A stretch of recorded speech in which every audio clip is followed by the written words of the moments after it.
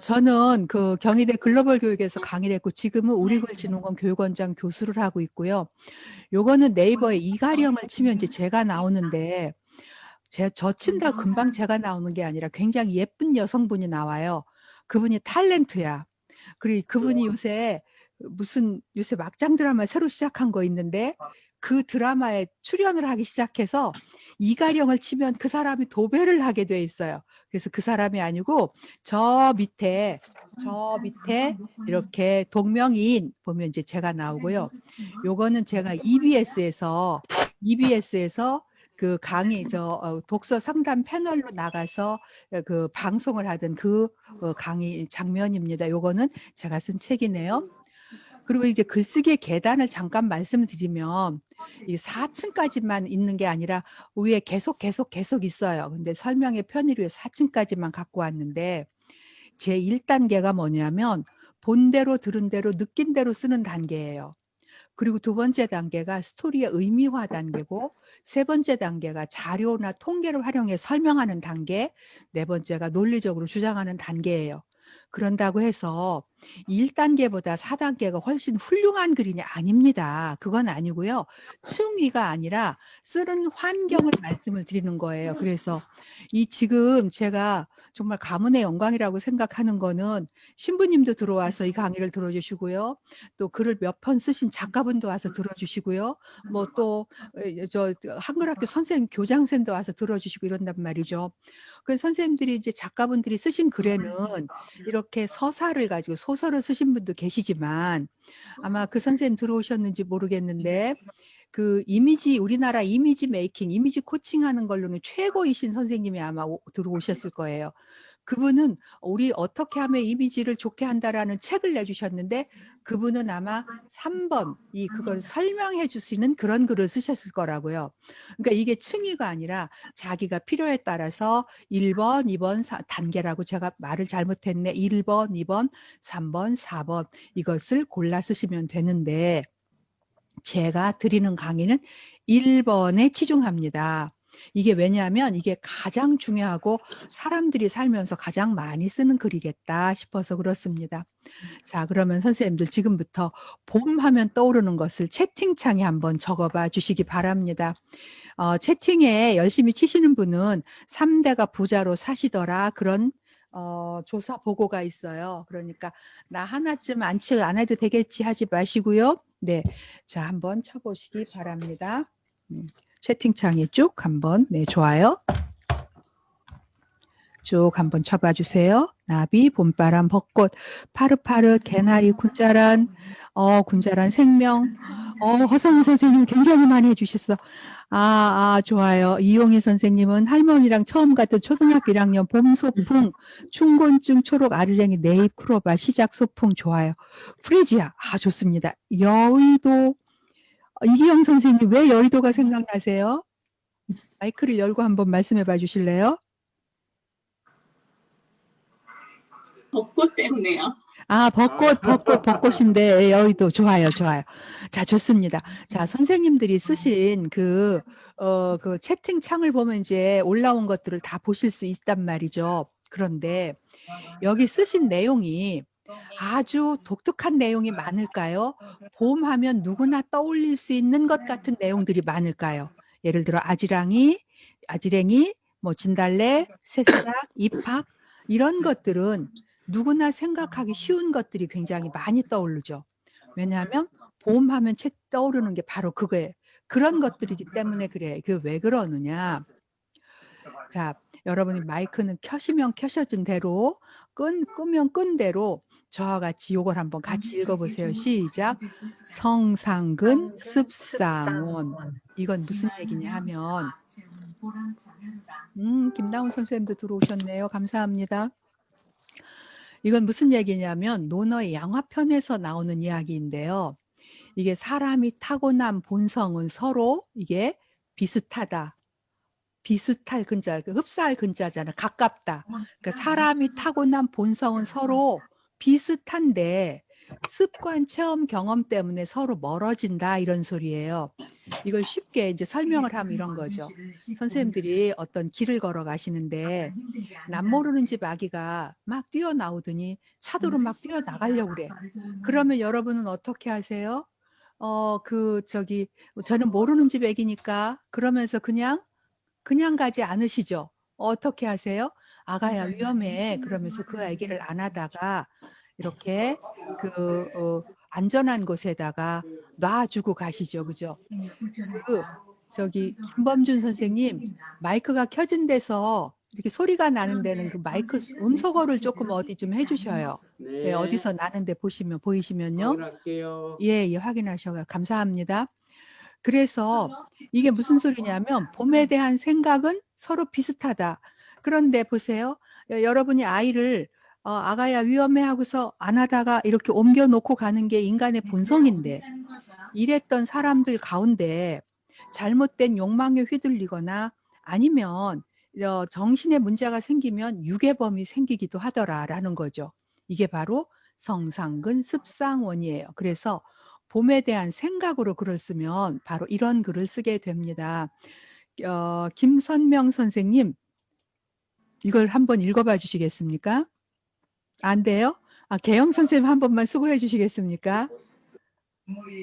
네. 봄이 왔다. 어른글. 차가운 겨울이 가고 세계절이 시작되었다. 사람들은 두꺼운 겨울옷을 벗어던지고 얇은 봄옷으로 갈아입고 공원은 북적북적 자전거나 인라인 스케이트를 타는 사람으로 가득해진다. 상쾌한 꽃과 새싹들의 계절, 식물들의 세상, 봄. 나는 계절 중에 봄이 가장 좋다. 민들레, 벚꽃, 진달래가 피는 계절이 빨리 오면 좋겠다. 마음속에 상큼함을 준비하고 맞이해야겠다. 감사합니다. 그런데요, 선생님들 이 글이 재미있으신가요? 그렇진 않아요. 그죠? 자, 이게 틀린 말은 아닌데 누군가가 했음직한 말을 쓰고 있어요. 왜냐하면 봄에 대한 생각으로 글을 썼기 때문에 비슷한 글이 나온 거예요. 그럼 뭘 써야 되느냐? 습을 써야 돼. 습이라는 건 뭐냐면 봄에 있었던 경험, 체험. 그래서 요거는 여러분 사진을 하나 꼭 찍어 놓으세요. 요거는 굉장히 중요한 도판인데요. 이거는 소설가 김연수 선생님이 해주신 얘기인데 제 얘기하고 똑같은 말씀을 하셔서 제가 가지고 왔어요. 30초 안에 글을 잘 쓰는 법을 가르쳐 드리죠. 봄에 대해 쓰고 싶다면 이번 봄에 무엇을 느꼈는지 말하지 말고 무슨 일을 했는지 말하세요. 사랑에 대해서 쓰지 말고 사랑했을 때 연인과 함께 걸었던 길, 먹었던 음식, 봤던 영화에 대해서 쓰세요. 감정은 절대로 직접 전달되지 않는다는 것을 기억하세요. 저 마이크 좀 꺼주세요. 어디서 마이크 소리가 계속 나시네? 마이크를 좀 꺼주세요. 어디서 마이크가 들리실까? 김나우 선생님인가요? TV 일단 소리예요. TV 소리인 것 같아요. 일단 지금 제가 켜 있는 데를 다 꺼볼게요. 예, 그렇게 하고 필요하시면 마이크를 좀 다 켜주십사 꺼져 말씀을. 있어요? 오케이. 예, 자, 됐습니다. 다시 읽겠습니다. 사랑에 대해서 쓰지 말고 사랑했을 때 연인과 함께 걸었던 길, 먹었던 음식에 봤던 영화에 대해서 쓰세요. 감정은 절대로 직접 전달되지 않는다는 것을 기억하세요. 요 구절은 제가 뒤에 가서 더 설명을 드릴 거예요. 전달되는 건 오직 우리가 형식적이라고 부를 만한 것들 뿐이에요. 이 사실이 이해된다면 앞으로 봄이면 시간을 내서 어떤 특정한 꽃을 보러 다니시고 애인과 함께 가족과 함께 어떤 음식을 먹었는지 그 맛은 어땠는지 그날의 날씨는 어땠는지 그런 것들을 기억하려고 애쓰세요. 그러니까 봄에 대해서 뭘 느꼈는지 쓰지 마시고 무슨 일을 했는지를 쓰시라. 이게 아주 핵심인 거예요.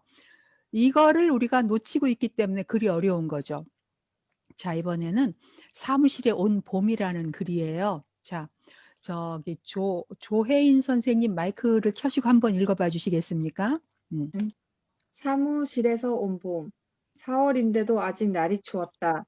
나는 내복을 입고 출근을 해야 할지 아니면 벗고 출근을 해야 할지 고민이 되었다. 나는 아내에게 물었다. 여보, 오늘 내복 입고 가야 할까? 나이 들면 뜨신 게 최고야, 입고 가. 아내의 말을 들으면 자다가도 떡이 생긴다는 말이 생각나서 나는 의심할 여지도 없이 내복을 입고 출근을 했다. 그런데 웬걸 사무실에 나와 보니 오늘따라 날이 많이 따뜻했다. 오히려 더웠다. 꾹 참고 일을 하려고 해도 더워서 견디기가 어려웠다. 안 되겠다 싶어서 위 자켓을 벗고 일을 했다. 그래도 오전에는 참을만 했다. 오후가 되니 창가에 딱 붙어 있는 내 책상에 오후의 따가운 햇살이 내리꽂히기 시작했고 그 햇빛이 방향을 틀어 내 등에 쏟아지자 등에서 땀이 삐질삐질 나는 것이 도저히 참을 수가 없게 되었다. 참고 견디어 볼까 하는 생각을 접고 나는 남몰래 화장실에 갔다. 그리고는 내복을 훌렁 벗고 맨 티셔츠만 입고 나왔다. 아이고 시원해라. 답답했던 체증이 확 풀리는 느낌이었다. 벗은 내복은 남이 볼세라 비닐봉지에 넣어 일단 책상 서랍에 넣었다. 퇴근길에 잊지 말고 가지고 가야지. 날이 춥다 했지만 어느새 많이 따뜻해져 있었다. 봄은 그렇게 소리 소문 없이 내 곁에 와 있었다. 아, 봄은 왔구나. 네, 감사합니다. 아까보다 이 글은 훨씬 글이 살아있는 느낌이 들죠. 왜냐하면 봄에 대한 느낌을 쓴 게 아니라 봄에 겪었던 일을 썼기 때문에 그래요. 근데 여기 보면 내복 입고 갈까를 묻는 남자분이 나와요. 근데 남자분들은 자기가 내복을 입어야 되는지 벗어야 되는지를 잘 모르나 봐요. 예, 그 제 몰라요. 제 친구가 그런 날마다 너무나 나 오늘 내복 입고 가를 묻더래요, 남편분이. 그래서 몰라 그래 봤더니 늦게까지 입고 다니더니 이거 너무 더워 벗으면 안 돼 그러더래요. 그러면서 저한테 카톡이 왔어. 나는 바보랑 살고 있나 봐. 이렇게 카톡이 왔길래 우리가 한참 웃었는데 그 남자분이 바보이셔서 그런 게 아니고 남녀가 조금 다르기 때문에 그렇죠. 자, 웃자고 웃으려고 보는 자료 하나 보여드릴게요. 아이와 놀아줄 때 엄마는 말로 놀고 아빠는 몸으로 놀아줘요. 엄마한테 장난감은 이렇게 애기 거예요. 근데 아빠한테 장난감은 이렇게 자기 거예요. 자기가 더 먼저 갖고 놀죠. 그죠? 심지어는 애기도 장난감이 돼요. 엄마는 아기랑 이렇게 놀아줘요. 근데 아빠는 아기랑 이렇게 놀아줘요. 아마 이런 일 안 해보신 아빠 한 분도 안 계실 것 같아요. 자, 여기는 이제 여기가 어디냐면 저 방화동에 가면 국립국어원이라는 곳이 있어요. 아까 박화연 선생님도 국어원에서 제 강의를 들으시고 이 강의를까지 찾아와 주신 아주 감사한 분인데요. 거기에 이제 전국의 공무원분들이 오셔서 강의를 들으신단 말이에요. 강의를 들으시는데 자, 어떤 그 요구가 있냐면 국어 사랑에 대한 생각이 잘 드러나도록 글 한 편 써주세요. 이런 요구사항이 있어요. 그러면 우리도 국어 사랑에 대한 생각이 잘 드러나도록 글을 한 편 써보겠습니다. 그럼 이런 글을 쓰겠죠. 우리는 국어를 사랑해야 된다. 국어를 사랑하지 않으면 국어가 멍이 든다. 국어가 멍이 드는 것은 정신이 멍이 드는 거나 똑같다. 한글은 세종이 창제한 가장 과학적인 글자로서 이렇게 쓰려고 할 거예요. 왜냐하면 국어 사랑에 대한 생각은 성상근 똑같아요. 홍콩에 이경국 선생님 들어와 주셨네요. 감사합니다. 선생님 생각도 국어를 사랑하자. 김윤경 선생님 생각도 국어를 사랑하자. 지소담 선생님 생각도 국어를 사랑하자. 그러니까 그 국어를 사랑하자는 생각은 똑같아요. 그럼 뭘 써야 되느냐? 저 사람 저런 짓 하면 국어 진짜 문제가 있겠네라는 생각이 든 그 일 또는 저 사람 진짜 국어 사랑 정말 잘해. 저렇게 하는 게 국어 사랑이지. 이런 느낌이 든 그 일부터 쓰는 거예요. 저는 저건 좀 문제가 있겠네 하는 싶은 생각이 드는 게 바로 자동 재생 동기라는 이 글자였어요. 물론 지금은 이 말이 없어졌어요. 근데 처음에 자동 재생 동기가 있었는데 이거 너무 어려워서 무슨 말인지를 몰랐어요. 너무 어려우니까 이제 그 시민단체에서 자동 재생 동기가 뭡니까? 이거 해독 못하면 죽기 십상입니다. 하루빨리 쉬운 용어로 바꿔주세요. 라고 요구를 했더니 감사하게도 공무원분들께서 이거 너무 어려운 거구나 하고 자동 심장 충격기 이렇게 바꿨어요. 그러니까 이거보다는 훨씬 알아듣기 쉬운 말이 되었죠. 또 이런 현수막이 붙었어요. 전정공사에 따른 주차면 임시 통제 알림. 그런데 사실 전정공사가 무슨 말인지 아는 사람은 이제 많이 없어요. 연세가 있으신 분들 정도만 아세요. 이게 가지치기 공사라는 거거든요. 그러니까 이 현수막을 다룬 까닭은 가지치기 공사를 하니까 위험할 수 있으니까 좀 조심하세요라는 그런 의미로 달았을 텐데 이 전전공사가 무슨 말인지 모르니까 무슨 천장에 공사하나 이러고 들어온단 말이에요. 그러니까 이렇게 어려운 말로 쓰는 것은 국어 사랑하고 조금 거리가 있겠다는 생각이 또 들었어요.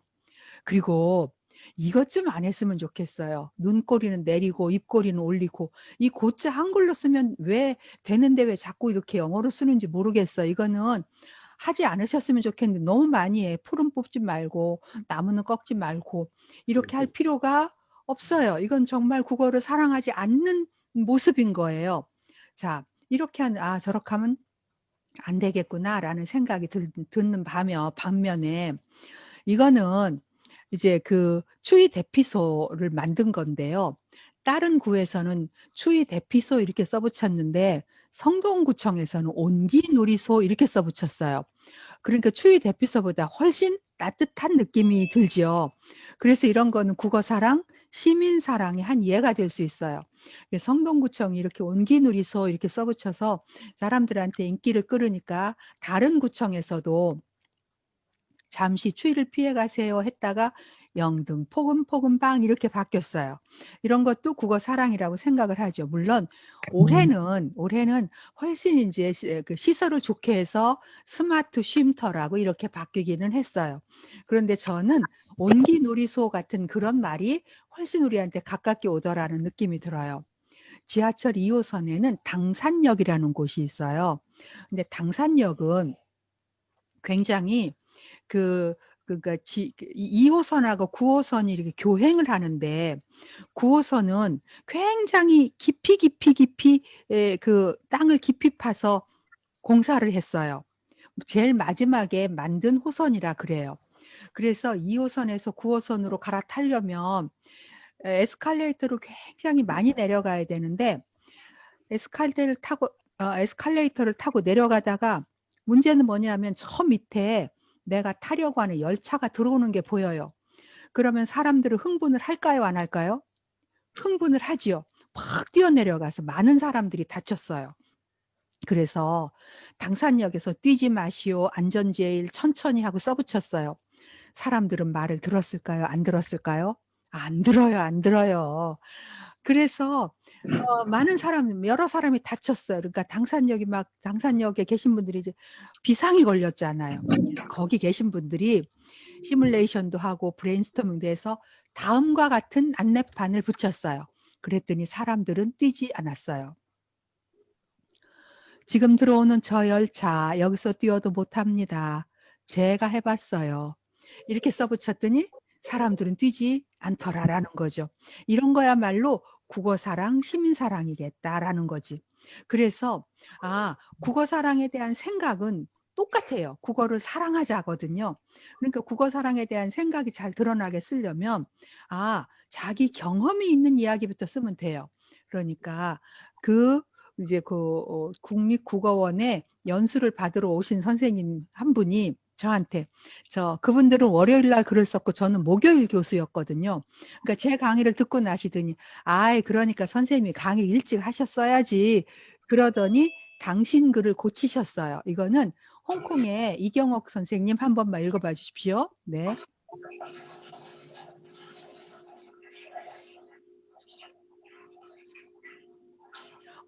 마이크를 켜시고 됐어요. 지금 읽으시면 네. 돼요, 선생님. 네. 네네네. 네. 내 나이 50이 되었다. 평소에 공문서를 써야 할 일도 많은 직업이라서 오늘 맞춤법을 잘 알고 적으려고 해도 어떤 부분에서는 늘 틀리는 곳이 있어 아주 민망스러울 때가 많았다. 그렇다고 공문서를 작성하는 일을 그만둘 수는 없는 노릇이고 이 일을 어떻게 할까 맞춤법을 한번 체계적으로 공부해보자는 생각이 들었다.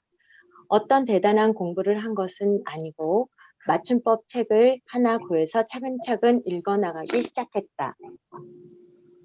맞춤법이 생각보다 재미있는 부분이 많았다. 우리가 학교 다닐 때는 설거지로 배웠는데 오늘날은 설거지가 되었다. 그리고 어떤 식품회사 때문에 오뚜기로 알고 있기 쉬운 단어도 맞춤법 책을 보니 오뚜기로 나와 있었다. 이렇게 하나하나 살펴가면서 한편으로는 사전을 뒤척이며 새로운 단어를 학습하기도 했다. 그렇게 해서 알게 된 단어가 톱아보다였다. 무엇을 자세히 알아본다. 꼼꼼히 알아본다는 뜻이란다. 그 또한 재미있었다.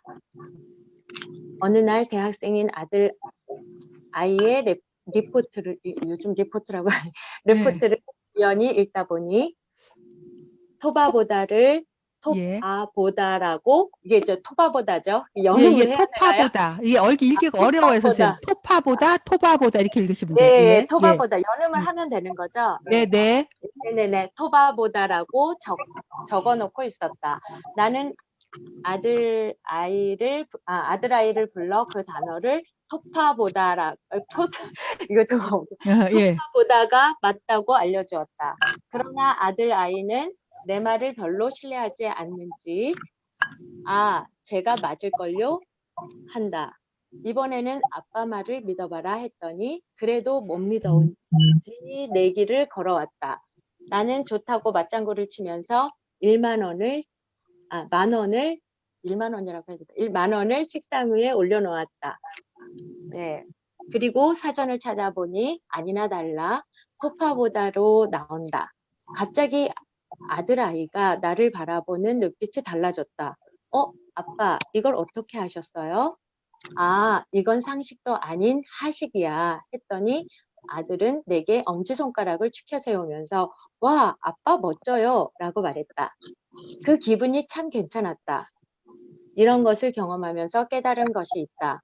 국어사랑의 길이란 멀리 있는 것이 아니라 이렇게 틀리지 않고 바르게 쓰려는 노력, 확인하면서 정확히 쓰려는 이런 작은 노력들이 모여서 국어사랑이라는 큰 강을 만드는 것이 아닐까 한다. 감사합니다. 아닙니다. 아이, 고맙습니다. 선생님, 지금 거기는 몇 시예요? 우리랑 시간. 한 시간 늦은데요. 제가 글씨가 작아가지고. 죄송해요. 안 보였어요. 아이고, 아니요, 애써주셨어요. 죄송합니다. 고맙습니다. 아닙니다. 고맙습니다. 예. 자, 이렇게 우리는 국어를 사랑해야 된다라고 쓴 것보다는, 자기가 겪은 일, 토파보다를 가지고 겪은 일을 썼더니 훨씬 글이 재미있는 글이 되었어요. 아이들이 쓰는 글 중에 제일 쓰기 싫어하는 글이 뭐냐면, 상계하자 유교, 양성평등 그런 글이에요. 양성평등 글을 써오라고 그러면 어떻게 써야 되는지 모르니까 와서 엄마한테 묻죠.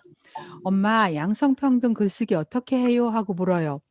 근데 얘네들이 크게 오해를 하고 있는 게 뭐냐면 사실 우리도 몰라. 엄마도 사실은 어떻게 써야 되는지 잘 모르잖아요.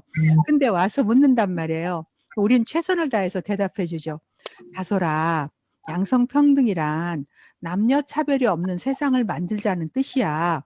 거기에 대해서 네 생각을 써봐. 이렇게 얘기를 한단 말이에요. 자, 그럼 양성평등에 대한 생각을 한번 정리해 볼까요? 첫 번째, 군대 이야기. 두 번째, 가산점 이야기. 세 번째, 명절날 이야기.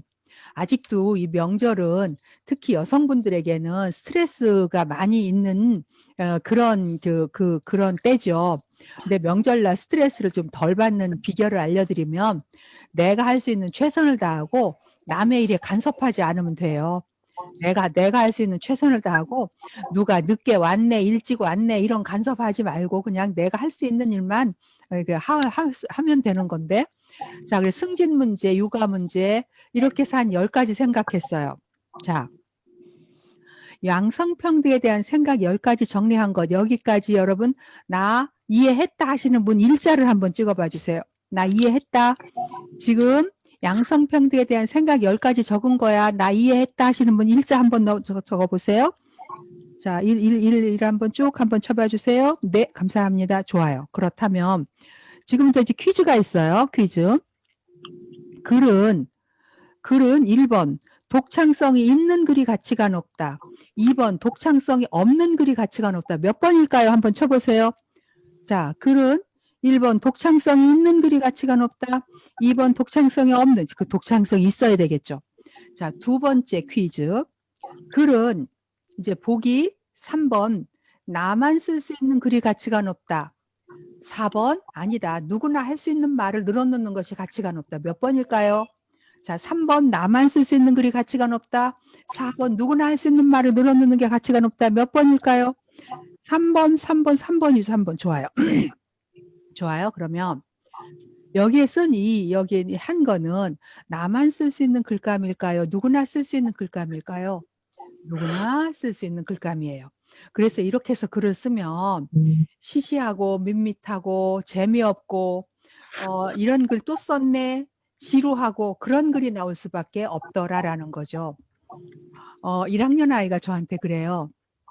선생님 몇 살이세요? 그래요. 아이들은 어른 나이를 잘 몰라요. 그래서 너네 엄마랑 동갑이야 그랬어요.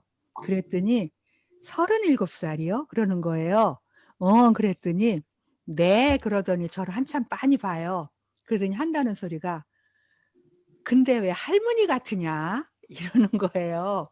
이제 아이들도 속일 수 없는 나이가 되었어요. 그런데 이 37살 세대가 저 세대는 지금보다 훨씬 가난하게 살았어요. 특히 저는 더 가난하게 살았거든요. 왜냐하면 저희 아버님 공무원을 하셨어요. 그때 공무원들은 정말 박봉이셨어요. 너무나 박봉이었죠. 그래서 그 도시락 반찬이 늘 장아찌, 고추장, 김치 이런 걸 싸갔어요. 근데 우리 반에 부잣집 아이가 싸우는 반찬이 있었어요. 뭘까요? 요거예요. 계란 프라이. 우리 반에 부잣집 아이가 싸우는 반찬이 있었는데 계란 프라이가 정말 먹고 싶었겠죠. 그래서 어머니한테 말씀드렸어요. 네, 저희 어머니 후라이 같은 소리 하지도 마라 그러시는 거예요.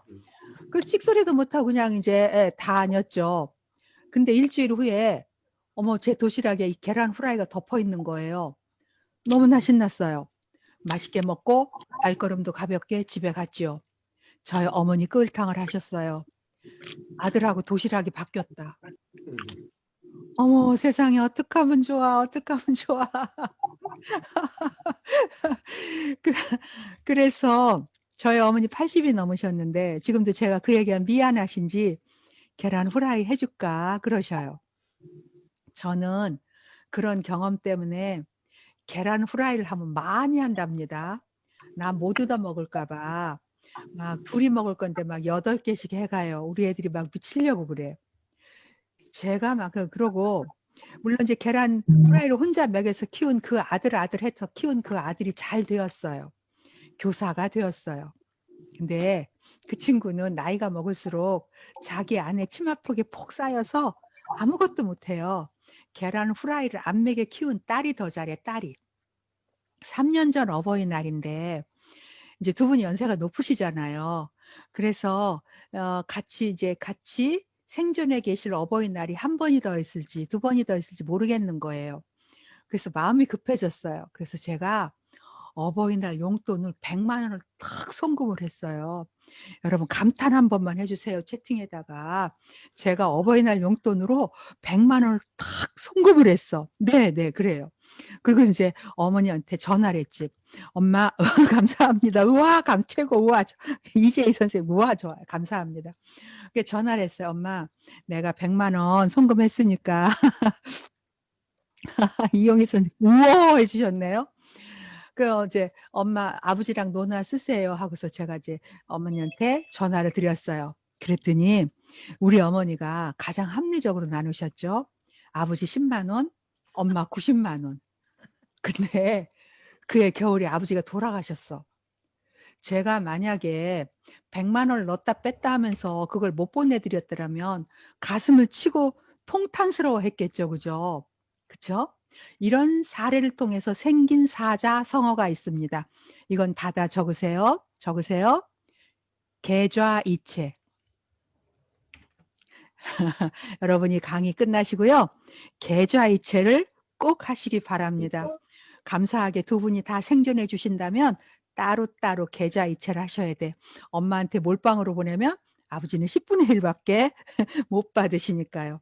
어쨌거나 제가 만약에 양성평등에 대한 글을 쓴다면 이 계란 후라이 이야기부터 쓰면 저만 쓸 수 있는 글이 나오겠죠. 글의 출발이 어디인지 아시겠죠? 그래서 아이고. 자, 큰 글씨 여러분 마이크가 꺼져 있더라도 같이 한번 읽어보세요. 시작. 글쓰기의 기본은 체험 더하기 성찰이다.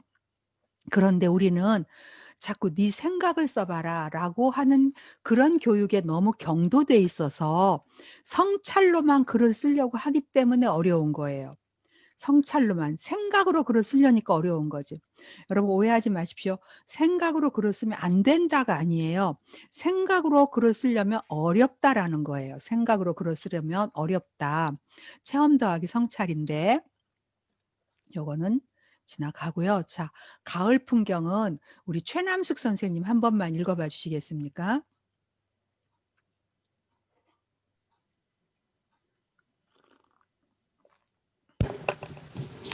들리세요? 네, 잘 들립니다. 기대하던 추석. 용인 형님 댁으로 향했다. 모처럼 싱싱 달리는 가을길은 볼거리가 참 많다. 누렇게 익은 벼, 참새를 놀래키는 허수아비, 길가에서 춤을 추고 있는 코스모스는 너무나 흥겨웠다. 저녁을 맛있게 먹고 나니 나와 보니 둥그런 보름달과 빛나는 별들이 하늘 높이 떠 있었다. 하늘을 보는 감회가 새로웠다. 도시에 살면서는 하늘 한 번 볼 새가 없었는데 하는 생각이 들었다. 다음 날 아침 뒷산으로 밤을 따러 갔다. 샌들을 신고 갔더니 밤송이들이 나 여기 있다고 알리는 듯 내 발을 쿡쿡 찔렀다. 귀뚜라미들도 환영 노래를 불러주었다. 어린 시절 뛰어놀던 곳이라서 그런지 마음이 더욱 푸근해지는 것 같았다. 네, 감사합니다. 자, 여러분 이 글이 잘 쓴 것 같은가요? 아닌 것 같은가요? 이 글은 잘 쓴 것 같기도 하고 아닌 것 같기도 하고 우리를 시험에 빠뜨리는 글이에요. 이 글이 잘 쓴 것처럼 느껴지는 것은 일단 단어가 안정이 되어 있고요. 무엇보다도 글쓰기에 기법이 들어있어요. 춤을 추는 코스모스라고 코스모스를 이게 네모가 여기서부터 시작돼야 되는 잘못 쳐져 있네요. 자, 춤을 추는 코스모스 무슨 법이 들어있죠? 의인법이 들어있네요. 귀뚜라미가 환영 노래 불러주었다. 여기도 의인법이 들어있어요. 그러니까 단어가 안정이 되어 있고 의인법도 들어있으니까 이 글은 잘 쓴 것처럼 느껴지는데 자, 제가 지금까지 한 얘기를 정리하면 이렇습니다. 어머, 이게 왜 제일 마지막에 나와? 이걸 잘못했네. 글은 그 사람의 생각을 쓰는 것이 다 맞습니다. 그런데 생각으로 글을 쓰면 안 된다가 아니라 어렵다 그랬어요. 물론 생각으로 글을 써도 충분히 글을 잘 쓰시는 분들 계세요. 왜냐하면 사유가 깊으신 분들, 뭐 김수환 추기경님이시라든가 또 법정 스님이라시든가 이런 분들은 충분히 생각만 가지고 글을 쓰셔도 사유가 깊으시기 때문에 우리한테 전달을 잘 해주시는데 우리 같은 이렇게 범상한 사람들은 생각을 가지고 글을 쓰기는 어렵다. 그럼 어떻게 해야 되느냐? 그 생각이 일어난 자리에서부터 써라. 자리는 다른 말로 사실인데 이 사실을 쓰는 비결은 딱 4가지밖에 없어요. 자, 1번부터 한번 같이 읽어볼까요? 시작. 본 대로, 들은 대로, 느낀 대로, 한 대로. 여러분 요것만 기억하시면 글을 못 쓰는 사람이 하나도 없어요. 다 잘 쓸 수 있어요. 자, 그럼 이 기준을 가지고 옆에 있는 이 글을 한번 보겠습니다. 참새를 놀래키는 허수아비 그랬는데 참새를 어떻게 놀래키는지 안 드러나 있어요. 왜냐하면 본대로 쓰지 않았기 때문에 그래요. 본대로 쓴다는 건 예를 들면 이렇게 쓰는 거예요. 고개를 숙이고 있다가 참새가 지나가면 험상궂은 얼굴을 쑥 내밀면서 입으로는 빵빵빵빵 총 쏘는 소리를 내서 참새를 놀래키는 허수아비 이렇게 그 상황이 본대로 들어가야 되는 거지. 그 다음에 둥그런 보름달과 빛나는 별들 그랬어요. 이게 문장은 대단히 멋져 보입니다만 보름달이 뜨면 별이 안 보여요. 하늘이 환하기 때문에. 그러니까 본 걸 쓴 게 아니라 그럴 것이다 하고 머릿속으로 생각한 걸 쓴 거예요. 그 다음에 밤송이는 이렇게 쿡쿡 찌르지 않아요. 밤송이 찔리면 아파 죽어요. 이렇게 쿡쿡 찔러 한가한 타령하지 않고요. 귀뚜라미는 아침에 우는 정신 나간 아이도 있긴 하지만 대체로 저녁에 울죠. 그러니까 이 글은 총체적인 남맥상을 보이는 글이에요. 그런데 우리가 배운 글쓰기가 바로 이런 글쓰기를 배운 거예요. 이론을 풀어드리면 내가 왜 글을 못 쓰는지, 내가 왜 글만 쓰려면 이렇게 막막한지 이제 아실 수 있어요. 자, 이론을 풀어드려요. 자, 이론을 풀어드리면 제가 저기 흰 종이가 좀 필요해서 요거를 좀 내려서 슬라이드가 어디 있어? 엄마야, 죄송해요. 홈으로 가야 돼. 예, 평소에 잘했는데 이렇게 또 떨기도 하네요. 예, 자, 여러분, 그 이런 글이라는 거 제가 말씀드렸어요. 이런 글이 어떤 글이냐?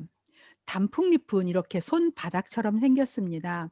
단풍잎의 손가락이 몇 개일까요? 채팅창에 한번 적어봐 주세요. 단풍잎의 손가락이 몇 개일까요? 단풍잎에 네, 좋아요. 또 네, 좋아요. 좋아요. 네, 좋아요. 감사합니다. 5개, 5개, 5개. 6개, 좋아요. 근데 보통 우리가 단풍잎의 손가락이 몇 개일까요? 그러면 5개라고 이야기하기가 되게 쉬워. 엄마한테 오드리면 10분의 1이야. 10분의 1. 자, 단풍잎 5개라고 생각하기가 쉽죠. 이건 뭐냐면 손바닥처럼 생겼다는데 끌려서 5개일 것이다 라고 생각하게 되는 거예요. 이런 걸 뭐라고 그런다? 우리가 관념 그래요. 관념. 5개라고 생각하는 걸 이걸 관념 그러는데 사실은 여러분 내 인생을 좀 덜 권태롭게 사는 방법은 둘레에 관심을 갖는 거예요. 내가 30년 넘게 40년 넘게 50년 넘게 살았는데 단풍잎의 손가락이 몇 개인지조차 모르고 살고 있다는 건 너무나 내가 그 일상을 너무 바쁘게 사는 거예요. 그 가끔은 내가 안 하던 짓을 해야 내 인생이 조금 풍요로워져요. 그러니까 출퇴근을 늘 다니던 길로만 가지 말고 안 가던 길로 좀 가고 또 이렇게 단풍나무 이파리가 몇 개인지도 한번 헤아려 보고요. 5개라고 한 건 이제 관념인데 여기 써주신 거 보면 3개에서부터 굉장히 7개도 써주시고요. 내 생각대로라고 써주신 분도 계시고요. 여러 가지라고 써주신 분도 계셔요. 맞아요. 그 3개에서 12개짜리가 많고요. 한국에는 7개짜리가 많이 들어와 있어요. 한국에는. 그러면 자, 가서 하나, 둘, 셋, 넷 헤아려 보니까 7개구나 라고 헤아리는 걸 우리가 뭐라 그런다? 감각 그래요. 여기까지 이해가 되셨죠? 자, 그러면 글은 1번 감각으로 써야 살아있다. 2번 관념으로 써야 살아있다. 이건 여러분 단어로 채팅창에 한번 써보세요. 글은 감각으로 써야 살아있다. 2번 관념으로 써야 살아있다. 뭘까요? 그렇죠. 감각이죠. 감각. 그래서 여러분 글을 감각으로 써야 살아있어요. 글을 감각으로 써야 한다. 그런데 아까 쓴 글은 보면 감각이 아니라 관념으로 쓴 글이에요.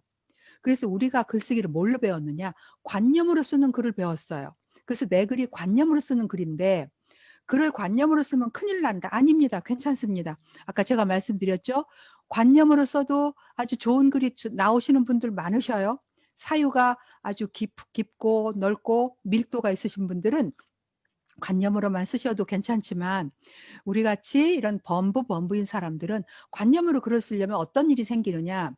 첫째, 글이 늘지 않아요. 관념으로 글을 쓰면. 둘째, 이건 여러분이 한 번쯤 다 경험해 보셨을 건데 처음 예상과는 달리 2줄만 쓰면 할 말이 없어.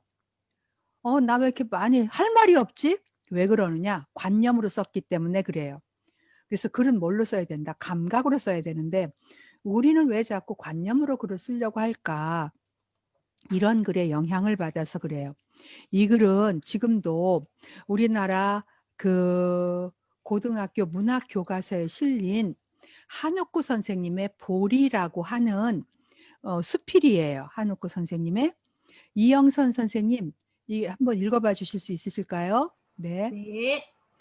보리, 너는 차가운 땅 속에서 온 겨울을 자라왔다.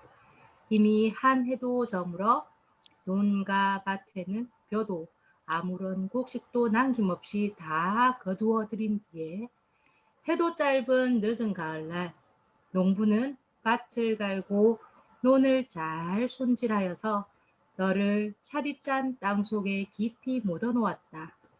차가움이 엉킨 흙덩이들을 호미와 고무래로 낱낱이 부숴가며 농부는 너를 추위에 얼지 않도록 주위에서 굳고 차가운 땅 속에 깊이 묻어 놓았었다. 예, 여기 다음 번까지 읽어주시면 돼요.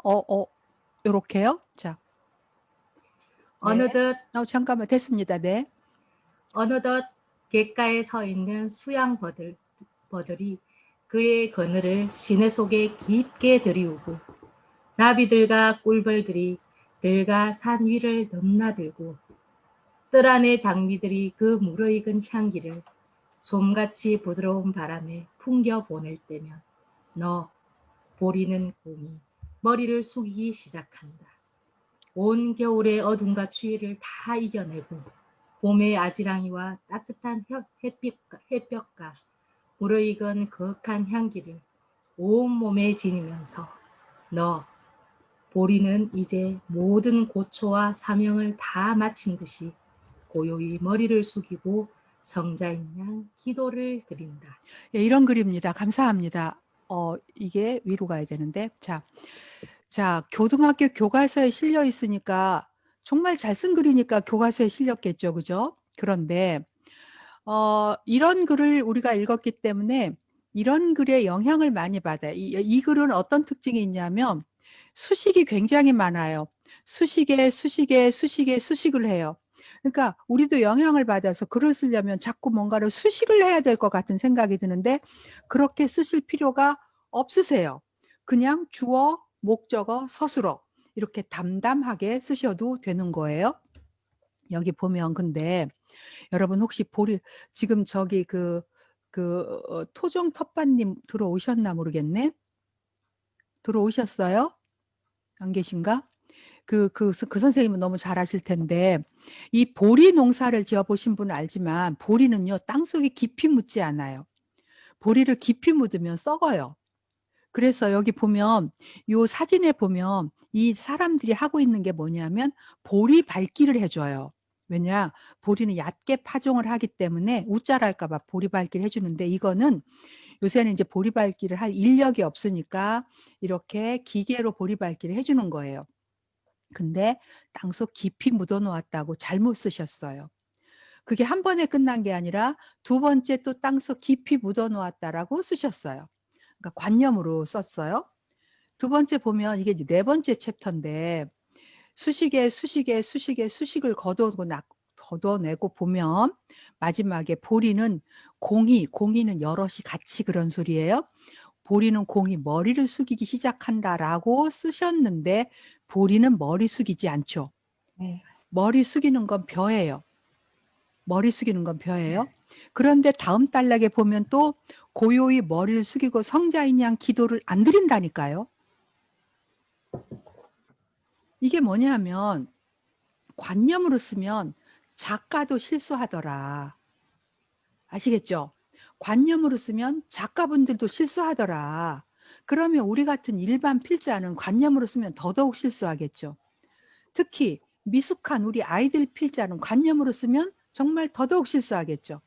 그래서 여러분 글은 관념이 아니라 무엇으로 써야 된다? 감각으로 써야 되는 거예요. 감각으로. 그러면 감각으로 써야 되는데 글쓰기 걸림돌을 치워야 되겠어요. 관념으로 글을 쓰면 글 쓰는 능력이 늘어나지 않아요. 그리고 처음 생각과는 달리 두세 줄 쓰고 나면 할 말이 없어져요. 그래서 생각이 일어난 자리 사실에서 출발하라. 이게 지금까지 한 얘기의 가장 핵심이에요. 글을 어디에서 출발해라? 사실에서 출발해라. 그래서 글쓰기 걸림돌 하나를 탁 치워버렸어요, 우리가. 그 다음에 자기 경험을 쓰는 게 중요한데 경험을 써라. 그 경험을 쓴 글이 스토리예요. 여러분 4차 산업혁명이라고 그러죠. 4차 산업혁명은 누구가 여러 사람이 각자 자기 스타일로 다 그거에 대해서 설명을 해줘요. 그런데 공통점은 뭐냐면 4차 산업혁명은 인공지능이 우리 생활 깊숙이 들어옵니다. 이게 핵심이에요. 인공지능이 우리 생활 깊숙이 들어옵니다. 이게 핵심이에요. 그러면 자, 여러분이 지식과 어떤 그 정보, 이거를 컴퓨터하고 싸워서 내가 이길 수 있을까요? 없을까요? 절대로 못 이기죠. 그죠? 나는 컴퓨터하고 지식이나 정보 이거에 대해서는 정말 이제는 컴퓨터를 쳐다볼 수도 없을 만큼 컴퓨터는 발달돼 있어요. 그러면 인공지능을 이기는 사람이 되는 것, 이긴다, 진다라는 표현이 이상하지만 인공지능에 휘둘리지 않는 사람이 되고 휘둘리지 않는 아이로 키우는 비결이 하나 있어. 그건 뭐냐 하면 어떤 지식이나 정보는 내가 컴퓨터를 이길 수는 없지만 내가 겪었던 경험, 내 경험을 그것을 스토리화해서 그것으로 성찰을 하게 하는 것. 이 일은 컴퓨터는 절대로 나를 따라올 수 없어요. 그래서 앞으로 가장 중요한 능력은 자기 경험을 스토리로 만들 수 있는 능력을 가진 사람이 가장 중요한 거예요. 그래서 지금 이제 이렇게 줌으로 강의를 하면 있잖아요. 이 강사들 세계에서도 그 어떤 문제 강사들 세계에서 뭐가 있냐면 자기 컨텐츠를 가진 사람만 살아남아요. 이제는 다른 사람 컨텐츠 갖고 와서 가공을 해서 하는 거는 이제는 이 훨씬 그 가까이 가거든요. 여러분이 그 오프라인에서 강의를 듣는 것보다 컴퓨터 화면을 보고 계시기 때문에 강사의 실력이 금방 뽀록이 날 수 있어요. 그래서 앞으로의 능력은 뭐냐면 자기 경험을 스토리화할 수 있는 능력을 갖는 사람이 4차 산업혁명을 이기는 사람이 되어요. 그런데 아직도 우리는 지식이나 지성의 글을 우대하는 사회야. 물론 제가 지식이나 지성의 글이 나쁘다라는 게 아니에요. 그건 높고 경험을 쓴 글은 낮다라고 생각하면 안 된다는 거예요. 각자가 필요한 장소가 있고 필요한 위치가 있고 또 자기가 필요해서 쓰는 글들이 있더라. 그렇게 생각하시면 되는데 좋은 경험이 없는 사람은 없어요. 그래서 이게 여기가 지금 사람 도서관 대학이잖아요. 여러분 한 분 한 분이 책이에요. 여러분 한 분 한 분의 경험이 스토리예요. 그래서 이 경험이 글이 되고 책이 되는 거예요. 자기 경험을 쓰는 글쓰기, 그것이 바로 제가 지금 말씀드리는 글쓰기예요. 그래서 글은 그 삶이 글을 낳고 그 글은 삶을 다시 어루만지는 게 글쓰기의 힘이에요. 그러면 안정향 선생님 이게 집이에요. 집. 그쵸? 선생님 집을 그리실 때 선생님이 여기 어디서부터 집을 그리시죠? 지붕. 그쵸? 우리 지붕부터 그리죠. 이렇게. 그죠? 네. 그쵸? 다른 데부터 그리시는 분 혹시 계세요? 다른 데부터 그리시는 분? 보통 이제 집 그리려면 지붕 그리고 이렇게 기둥 그리고 창문 그리고 이렇게 그린단 말이에요. 그런데 감옥으로부터의 사색을 쓰신 신영복 선생님이 그 어떤 책에서 하신 이야기를 읽었는데 이제 자기가 어떤 목수분하고 이야기를 하다가 땅바닥에다가 집 그림을 그리면서 이야기할 일이 있었다는 거예요. 그랬더니 그분이 그 그림을 어떻게 그리느냐, 바닥을 먼저 그리고 기둥을 세우고 난 다음에 마지막에 지붕을 그리더라라는 거예요. 이게 무슨 소리냐면 관념으로 생각하는 사람과 손발을 움직여서 하는 사람의 생각의 관점이 이렇게 다르다라는 거죠. 무슨 얘기인지 이해가 되시죠? 그래서 내 머릿속 관념이 아니라 경험을 쓰는 게 굉장히 중요해요. 그런데 나는 날마다 경험을 해요. 그쵸? 근데 왜 나는 쓸 게 없을까? 나는 왜 쓸 게 없을까? 날마다 경험을 하는데 그건 조금 이따 말씀을 드리고, 그래서 여러분이 이제 경험을 쓰라 그러면 성공담도 참 좋은 거예요. 성공담도 좋지만 중요한 거는 사람들에게 신뢰를 얻는 건 얼마나 네가 잘했느냐가 아니고 얼마나 힘들었는가를 말할 때 사람들에게 신뢰를 얻어요. 그래서 우리는 막 그 성공담 이런 거에도 취하지만 그거보다는 이 사람이 얼마나 노력했고 고생했고 이런 거를 읽을 때 훨씬 사람들이 신뢰를 하고 감동을 해요. 그래서 나의 이 구질구질한 경험, 이게 굉장히 중요한 거예요. 근데 사람들은 나의 이 구질구질한 경험을 자꾸 외면하려고 하죠. 그게 아니더라. 그게 아니더라. 그래서 자, 나는 왜 쓸 게 없을까? 이거 잘 보세요. 나는 날마다 체험. 자, 이가령 선생이 경험을 쓰라고 했어. 나는 오늘도 경험했지. 사람도 만나고. 그런데 왜 나는 쓸 게 없을까? 답은 바로 이거예요. 구체적으로 쓰지 않아서 쓸 게 없는 거예요. 요건 여러분 기억하세요. 강사가 자꾸 말하는 건 중요한 거예요. 여러분 왜 쓸 게 없어요? 구체적으로 쓰지 않아서 쓸 게 없는 거예요. 자, 예를 들어 드릴게요. 대충 쓴 글은 이래요. 동료들과 점심을 먹었다. 메뉴 정하기가 힘들어서 혼났다. 이렇게 하면 쓸 게 없어요. 근데 이거를 좀 구체적으로 썼어요. 이걸 좀 큰 걸로 옮겨 볼게요. 구체적으로. 이제 공무원 하신 분들은, 직장 생활 하신 분들은 아마 이걸 다 이해하실 텐데, 점심 메뉴를 정하기 위해 나는 보사원들에게 먹고 싶은 메뉴가 있느냐고 물었다. 계장님 오늘 뭐 드시겠어요? 아무거나. 차성님은요? 나도 아무거나. 삼성님은요? 나도. 막내야, 너는? 에이, 주사님 먹고 싶은 걸로 해. 먹어요. 그래서 나는, 그러면 김치찌개를 할까요? 하고 물었다. 그랬더니, 김치찌개? 그 집은 지난주에 갔잖아. 하고 실망한 듯 계장님이 말하신다. 그럼 순댓국은요? 그 집은 순대 냄새가 너무 심해서 삼성님이 받는다. 아우, 그럼 그냥 구내식당 가요. 구내식당? 구내식당 밥은 이상하게 금방 꺼지더라. 나는 잠시 할 말이 없어서 가만히 있었다. 각자 갑시다 하는 말이 목구멍에 와서 멈춘다. 그쵸? 아까 메뉴 정하기 위해서 힘들었다라는 건 스토리가 안 됐지만 그 경험을 구체적으로 쓰니까 이게 되는 거야. 그래서 우리가 학교 다닐 때 못 배운 게 뭐냐? 구체로 쓰는 걸 못 배웠어요. 그래서 여러분 글을 쓰려면 지금부터 이제 구체로 쓰시는 거를 자꾸 연습하셔야 되는 거예요. 구체적으로 글을 써라. 이게 아이패드예요. 근데 이제 스티브 잡스가 아이패드 배터리가 오래 갑니다라고 했어요. 이거 굉장히 추상적인 거예요. 여러분이 글쓰기를 할 때는 항상 구체로 써야 사람들에게 설득력이 있어요. 자, 이거 구체로 하면 글이 얼마나 오래 가는데 한 번 충전하면 9시간을 쓸 수 있습니다 라고 했어요. 여기에 스토리를 입혔어요.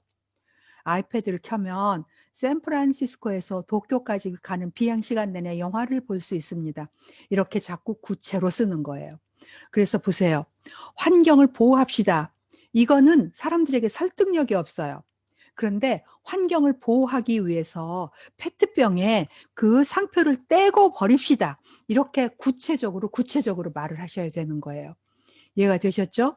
내가 왜 쓸 게 없다? 구체적으로 쓰지 않아서 그렇다. 그러니까 여러분이 전부 다 글감이에요. 모든 게 글감이에요. 구체로만 쓰면.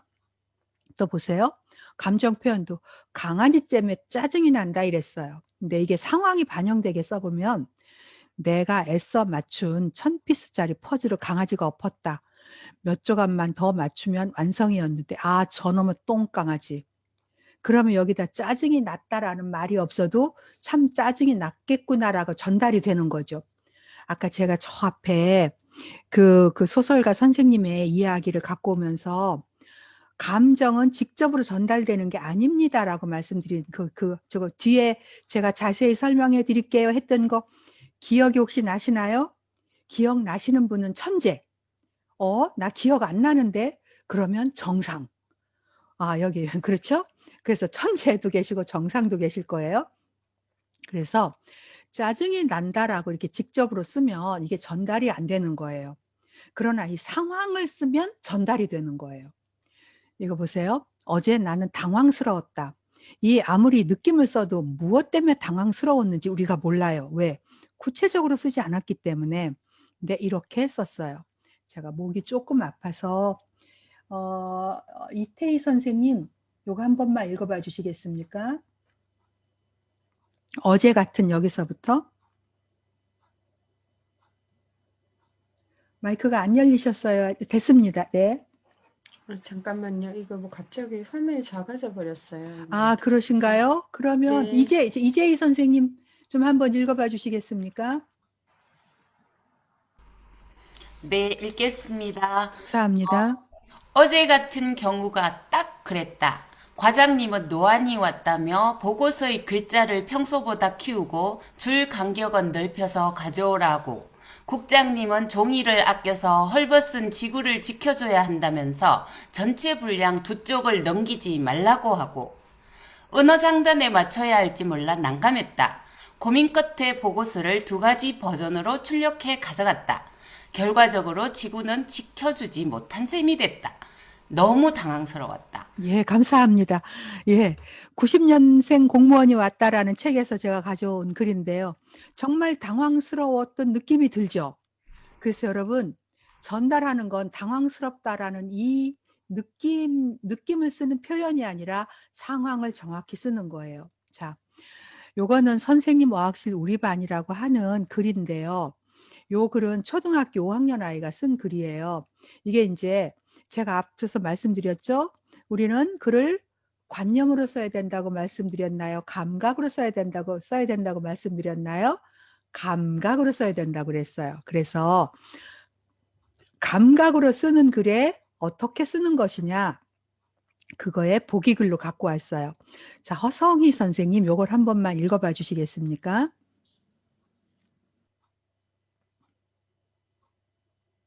마이크를 켜시고요.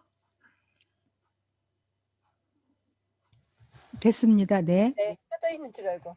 네. 오늘은 드디어 어학실을 가게 되었다. 오늘 막 지어가지고 우리 반이 제일 먼저 최초로 수업을 하는 것이다. 딩동댕동 종이 울렸다. 우리 반은 평상시처럼 우르르 하며 뛰쳐나갔다. 그런데 정재호라는 친구가 신발장 문을 모르고 쳐서 문짝이 떨어졌다. 헉! 문을 떼낸 아이 곁에 있던 아이들은 뒤로 슬금슬금 물러났다. 선생님은 머리를 쥐어뜯으시며 아이고 하며 걱정을 하셨다. 우리 반 아이들은 문짝을 떼낸 아이에게 막 뭐라고 했다. 욕설을 퍼부었다. 너 제정신이 있는 거야? 너 이제 뒤졌다. 미친놈아, 너 땜시 다 뒤지게 생겼어. 이런 말을 마구 퍼부었다. 급기야 욕설을 받은 아이는 울었다. 그때 선생님이 막 화를 내셨다. 우리에게 불평을 늘어놓으셨다. 야, 이놈의 새끼들아, 너희들 바보야? 오늘 막 어학실 지어졌는데 만든 지 3시간 돼가지고 문짝을 뽀개 먹어. 그전에도 선생님은 물건을 망가뜨린 사람들 건호가 기타줄 5학년 초에 선생님 기타줄 끊어 먹어가지고 너 여태 안 가져오고 있어? 그리고 유준상, 너 선생님 컴퓨터 깨먹었지? 이상미, 넌 내 노트북을 커피 쏟았고 너 장구 구멍 냈어. 정말 우리 반 뭐야? 이거 이제 너희들 남은 일이 뭔지 알아? 이제 문자 깨먹은 소문 쫙 퍼지고 선생님은 다른 선생님한테 야단 맞고 교장 선생님한테 지적받는 거야. 그리고 선생님은 나가셨다. 우리는 급식을 먹는데 선생님이 오셨다. 얘들아, 짐 싸라. 우리는 가방을 쌌다. 그리고는 우리를 운동장에 나가게 해주시더니 웃으시면서 우리와 반려구를 해주셨다. 한때는 무서우시지만 어떤 때는 우리와 놀아주시는 존경스러운 선생님이시다. 네, 감사합니다. 잘 읽어주셨네요. 이 글은 참 재미있게 썼는데 이 아이가 처음부터 이렇게 쓴 게 아니라 처음에는 문짝을 떼낸 아이에게 막 뭐라고 했다라고 썼어요. 뭐라고 했다라고 쓴 아이한테는 뭘 가르쳐야 될까요? 뭐라고 했는지 들은 대로 쓰는 걸 가르쳐야 되겠죠. 저는 가르친다고 말씀드리지만 여러분들은 들은 대로 써야 한다 이렇게 들어주시면 감사하겠어요. 그래서 얘한테 물어봤죠. 얘 문짝 떼는 아이한테 애들이 막 뭐라고 했어? 네, 막 뭐라고. 얘 나 같아도 뭐라고 하겠다. 야, 뭐라고 막 그랬지. 아니요, 선생님 뭐라고 했다니까요. 그럼 뭐라고 막 이랬어? 아니요, 미친놈아, 너 때문에 다 뒤지게 생겼어. 막 그렇다면 그것을 그대로 글로 써보자 해서 괄호에 있는 말이 나온 거예요. 그래서 여러분 요 따옴표를 활용하시면 글이 살아납니다. 따옴표를 활용하시면 글이 살아나요. 기억하세요? 내가 왜 쓸 게 없다? 구체로 쓰지 않아서 쓸 게 없다. 구체로 쓰면 말한 것도 따옴표도 쓰면 글이 재미있어지죠. 그러니까 글이 확 살아났어요. 그러니까 우리가 여태까지 쓴 글의 층위는 뭐라고 했다 층위에서 글을 쓰고 있었다고요. 그래서 이 괄호에 있는 이 층위에서 써야 되고, 또 보세요. 선생님이 막 화를 내셨을 때도 마찬가지예요. 예, 선생님 오셔갖고 화화화화 막 그러셨어. 그랬더니 아 미치겠네. 그러더니 잠깐 선생님 화내는 모습을 떠올리더니 일사천리로 썼어요. 이 선생님도 얼마나 맺힌 게 많은지 옛날 고리적 얘기까지 다 털어놓고 계시죠. 정말 다사다난한 반이에요. 그죠? 그런데 우리가 급식을 먹는데 선생님 오셨어요. 근데 이 선생님은 우리는 문짝을 뽀개 먹었는데 웃으면서 우리하고 반략을 해주시네. 그러니까 정말 존경스럽다는 마음이 여러분 이해가 되죠. 굉장히 너그러운 분이에요. 그러니까 반략을 했다는 사실을 쓰니까 존경스럽다고 하는 이 마음이 이제 우리한테 느껴지는데, 만약에 이 글을 우리가 급식을 먹는데 선생님이 오셨다. 존경스러운 선생님이시다. 이렇게 썼다면 아부하는 걸로밖에 안 느껴지겠죠. 그래서 기억하세요. 느낌이나 생각을 썼느냐 안 썼느냐보다 더 중요한 것은 이 느낌이나 생각이 일어난 자리를 얼만큼 제대로 밝혀서 썼는가, 이게 글을 힘있게 쓰는 비결이 되는 거예요. 느낌이나 생각을 썼느냐 안 썼느냐보다 더 중요한 것은 느낌이나 생각이 일어난 자리를 얼만큼 제대로 밝혀서 썼는가, 이게 힘 있는 글을 쓰는 거예요. 오해하지 마십시오. 제가 느낌이나 생각을 쓰지 마시라라는 건 아니에요. 느낌이나 생각, 이거를 복사를 해야 되는데 잠깐만요. 그래서 자, 여러분 제가 이제 이 파일을 여러분을 드릴 거예요. 이 파일을 드리는데 이걸 어떻게 복사를 했지? 이렇게 복사가 되나? 제가 채팅창에다가 카톡방을 하나, 주소를 하나 드릴 거예요. 거기에 가서 카톡에 들어오시면, 여러분 카톡으로 들어오시면 제가 오늘 쓴 이 파일을 드릴 거예요. 그래서 이게 오픈 채팅방이니까 지금 말고요. 조금 있다가 카톡방에 들어오시고요. 그 다음에 요거는 뭐냐면, 여러분 이제 오늘 강의를 들으신 신청이 아니라 강의를 들으신 소감을 한 말씀 써주세요 라는 거예요. 요거를 제가 2개를 적어 놓겠어요. 그래서 이거는 위에 거는 카톡방인데요. 카톡방에 들어오시면 오늘 쓴 이 PPT를 제가 드리겠어요. 그래서 이 강의를 여러분 딴 사람한테도 하시라는 얘기야. 왜 제가 그럴까요? 이 글쓰기가 중요하기 때문에 그래요. 이 글쓰기가 중요해. 그러면 이럴 수 있지. 아이고야, 네 밥벌인데 너 이거 다 내주면 넌 뭐 먹고 사니? 저는 먹고 살 거 많아요. 괜찮아요. 그래서 이걸 여러분이 필요한 사람 앞에서 이걸 강의를 하시면 돼요. 그래서 여러분 카카오 단톡방으로 좀 다 들어와 주시면 좋겠고요. 자, 요거 이제 선생님. 예? 카톡에 비번이 걸려 있거든요. 비번도 알려주셔야 되세요. 비번이 걸려 있어? 예, 참여 코드 입력이 필요하다고 나오는데요. 7819인가요? 7819인가? 한번 들어가 보세요. 난 바보야. 이것도 제대로 못해. 맞아요? 아니요. 그러면 카톡을 다시 만들어야 되겠는데. 오픈카 그러면 카톡방을 다시 가만히 있어봐. 그 비번이 뭐였지? 비번이 7819가 아니래요? 네.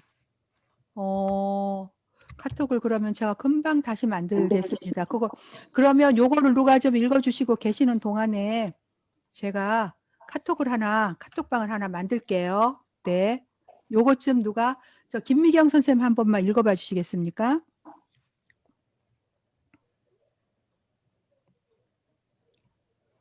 예, 요거 글은 그 사람이 김미경 선생님 한 번만 읽어봐 주세요. 글은 그 사람의 생각을 쓰는 것이다. 그러나 생각으로만 글을 쓰려니 어렵다. 상상은 습상원, 사람의 생각은 일정 부분 비슷하기 조금 천천히 때문이다. 읽으셔도 돼, 선생님. 네. 네. 네. 그럼 다시, 네, 예. 네. 그러므로 생각이 일어난 자리인 사실에서 글을 출발하면 독창적인 글이 나오고 쓰기도 쉬워진다. 사실을 쓰는 비결은 딱 4가지.